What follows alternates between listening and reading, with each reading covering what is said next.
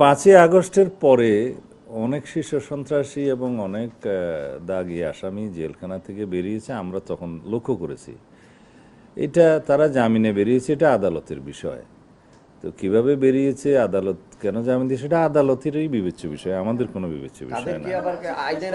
আমি জবাব দেওয়ার আগে যদি মাঝখানে আরেকটা বললে তো হয় না। এখন তারা যেহেতু তারা স্বভাবগত অপরাধী বলে অনেকেই চিহ্নিত, তারা সমাজে বিশৃঙ্খলা সৃষ্টি করবে, অপরাধ সংগঠন করবে, এটা একটা মানে স্বাভাবিকভাবে আমরা ধারণা করতে পারি। কিন্তু পুলিশ কোনো অ্যাকশন নিতে গেলে সেই ক্ষেত্রে আমাদেরকে আইনানুগভাবে যেতে হয়, এবং কারো যদি অভিযোগ থাকে, থানায় মামলা থাকে, সেটা তদন্ত করে যেতে হয়। আর যেগুলোর কথা আপনারা বললেন যে একজন শীর্ষ সন্ত্রাসী নিহত হয়েছে, সেই বিষয়ে পুলিশ তদন্ত করে দেখছে, এবং সে শীর্ষ সন্ত্রাসী হোক আর যাই হোক, হত্যাকাণ্ড মানেই হত্যাকাণ্ড, সেটা আইনের আওতায় অবশ্যই আসবে। কেউ যদি সে বিষয়ে মামলা দায়ের করে অথবা পুলিশ ইউডি মামলা করে, সেটা তদন্ত হবে। এটা স্বাভাবিক প্রক্রিয়া, এখানে ব্যতিক্রম হিসেবে দেখার কোনো কারণ নেই। আর ইন্টারিম গভর্নমেন্টের সময় যেহেতু তত্ত্বাবধায়ক সরকার বা ইন্টারিম গভর্নমেন্ট, এটা নর্মালি নির্বাচন অনুষ্ঠানের জন্য করা হয়ে থাকে। তো যেহেতু দীর্ঘদিন যাবৎ ইন্টারিম গভর্নমেন্ট ছিল, যেহেতু তারা নির্বাচিত সরকার ছিলেন না, এবং সেই ক্ষেত্রে বিভিন্ন ডিপার্টমেন্টের অ্যাক্টিভিটিসগুলো তারা সেইভাবে হয়তো যাচাই বাছাই করে দেখতে পারেনি, হয়তো নিয়ন্ত্রণ সেইভাবে ছিল না, যার কারণে ল অ্যান্ড অর্ডার সিচুয়েশন হয়তো কিছুটা মানুষের আশা অনুরূপ হয়নি বা স্বাভাবিক ছিল না। এখন ইনশাআল্লাহ একটা পলিটিক্যাল গভর্নমেন্ট এস্টাবলিশড হয়েছে, একটা গণতান্ত্রিকভাবে সুষ্ঠু নির্বাচনের মধ্য দিয়ে, ট্রান্সপারেন্ট নির্বাচনের মধ্য দিয়ে আমাদের জনগণের ম্যান্ডেট আছে। তা আমরা আইনানুগভাবে একেবারে যথাযথ প্রক্রিয়ায় আমরা সব কিছু ব্যবস্থাপনার চেষ্টা করছি। এক্ষেত্রে পুলিশও ব্যতিক্রম নয়। আমরা আশা করি আপনাদের সহযোগিতায় এবং দেশবাসীর সকলের সহযোগিতায় আমরা একটা সার্টেন লেভেলে নিয়ে যেতে পারবো, যাতে জনমনে স্বস্তি থাকে এবং জনপ্রত্যাশা পূর্ণ হয়। তো যেহেতু আমরা উত্তরাধিকার সূত্রে এমন একটা ফ্রেজাইল অবস্থায় আমরা এই অর্গানাইজেশনগুলো পেয়েছি, এগুলোকে আবার রিঅর্গানাইজ করা, ডিসিপ্লিনে নিয়ে আসা, ইন অর্ডারে নিয়ে আসা একটু সময় সাপেক্ষ। সময়ের সাথে সাথে দেখা দেয় নিত্য নতুন প্রয়োজন, রেডি থাকতে হয় প্রতি মুহূর্ত। তাই এলো ইনোভার, যেন আপনি লাইফে থাকেন রেডি প্রতিদিন। ইনোভার, ডিজাইনড ফর নাও। রোহিঙ্গাদেরকে পাসপোর্ট দেওয়ার একটা সিদ্ধান্ত হয়েছে, 22,000 রোহিঙ্গাকে পাসপোর্ট দেওয়া হয়েছে। আর সেই বিষয়ে আজকে কোনো মিটিং ছিল না। না, এটা নিয়ে তো পাসপোর্ট না, এই বিষয়টা আজকের কোনো আলোচ্য বিষয় ছিল না। আমাদের আজকের আলোচ্য বিষয় ছিল রোহিঙ্গা ক্যাম্পের ভিতরে আইনশৃঙ্খলা পরিস্থিতি নিয়ে কাজ করা, মাদকদ্রব্য, এই সমস্ত বিষয়ে আমাদের যে অপারেশন, এগুলো সমন্বিতভাবে পরিচালনা করা, এবং সারা দেশের মতো পরিস্থিতি কিন্তু কক্সবাজারের টেকনাফ উখিয়াতে না, ওখানে কিছু ব্যতিক্রমধর্মী বিষয় আছে। প্রায় 12-14 লক্ষ রোহিঙ্গা শরণার্থী ওখানে আছে।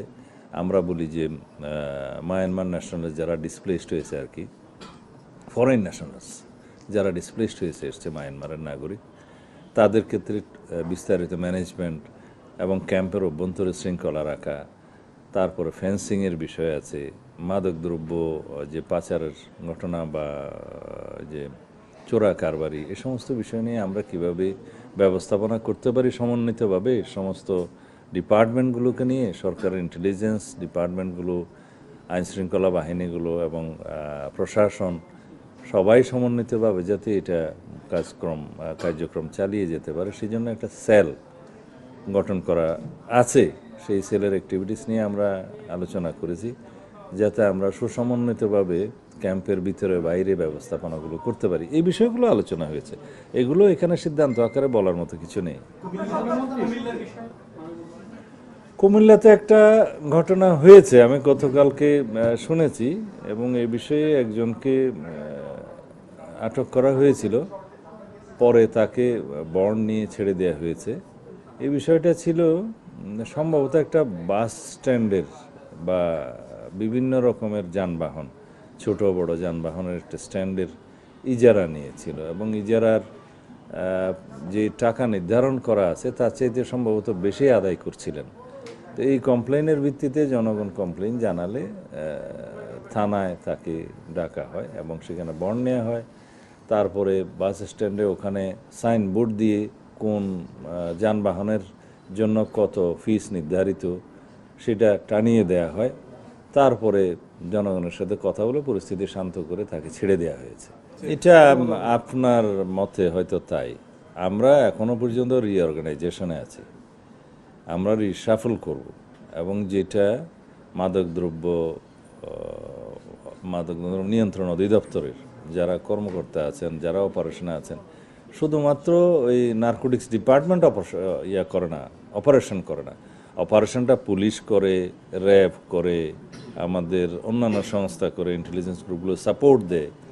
এই হিসাবে আমরা দেশে মাদকের যে ছড়াছড়ি হয়ে গেছে এবং এটা একদিনে হয়নি, এই অবস্থা থেকে আমরা নিষ্কৃতি পাওয়ার জন্য খুব জোরালো অভিযান পরিচালনা করছি। আপনারা সাংবাদিক হিসাবে আপনাদের নিশ্চয়ই এটা খবর পাওয়ার কথা। প্রত্যেক দিন আমাদের এই বিষয়ে অগ্রগতি আছে। মাদক, তারপরে অস্ত্র, চাঁদাবাজি, এই সব বিষয়ে আমরা একই সাথে যৌথ অপারেশনও করছি, আবার পুলিশ নিজেরা অপারেশন করছে, র্যাব অপারেশন করছে, অগ্রগতি আছে। এগুলো নিয়ে কি বিশেষ কোনো অপারেশনের প্ল্যান আছে? এগুলাই তো বিশেষ অপারেশন করছি।